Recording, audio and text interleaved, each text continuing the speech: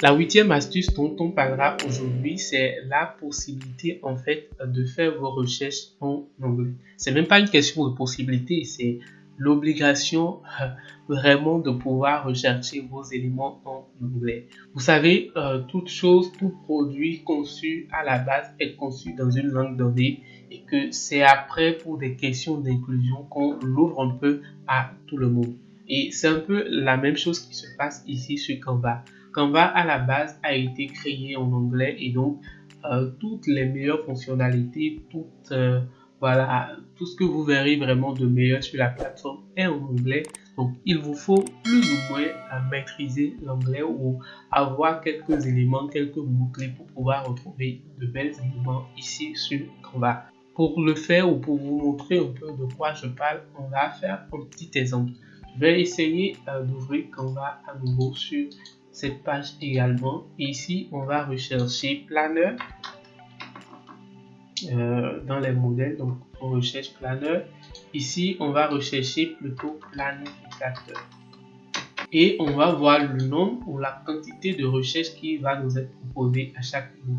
Ici, on a 28 834 modèles. Par contre, ici, on a 21 854 modèles. Donc, une différence d'au moins 7000 modèles. C'est clair que ce n'est vraiment pas la même chose. Au-delà de ça, je me suis rendu compte, en fait, en recherchant un peu, que les modèles qui sont en anglais sont les modèles, sont les meilleurs modèles de la plateforme.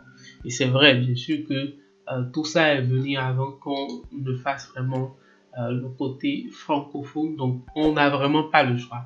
Vous avez la possibilité de rechercher vos éléments en anglais. C'est vraiment une recommandation, c'est une astuce. Il faut souvent privilégier la recherche en anglais et vous verrez de très jolis et de très beaux modèles. Toutefois, vous pouvez utiliser cette même astuce-là, par exemple, pour choisir des éléments ou copier des éléments en fait sur des modèles. C'est-à-dire que là, par exemple, moi, j'ai vu ce titrage-là qui me semble être un truc joli, un truc fou que je peux utiliser sur, voilà, une édition de photos. Donc, je vais cliquer sur le modèle là, je vais l'ouvrir comme ça dans mon interface de création juste pour récupérer en fait le titrage là. Je le copie et je pourrais revenir en fait sur mes créations ici. Donc je vais faire un ajout comme ça. Je vais supprimer l'élément là, choisir voilà mon image à la base. Je reviens ici, je fais coller d'abord.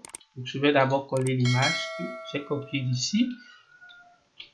Vous voyez, je vais faire remplacer par l'arrière-plan et je pourrais revenir ici tout comme je l'ai fait tout à l'heure, copier en fait le titrage et l'utiliser directement ici. Vous voyez que là par exemple, je peux utiliser le titrage, je vais le mettre quelque part là. J'ai la possibilité de changer le texte de couleur black en couleur blanche et c'est bon. Donc là par exemple, j'ai un titrage que j'ai vu vraiment sur le modèle ici qui m'intéresse et que j'ai copié pour l'utiliser vraiment dans un autre design. Et ça, c'est une astuce dans une astuce.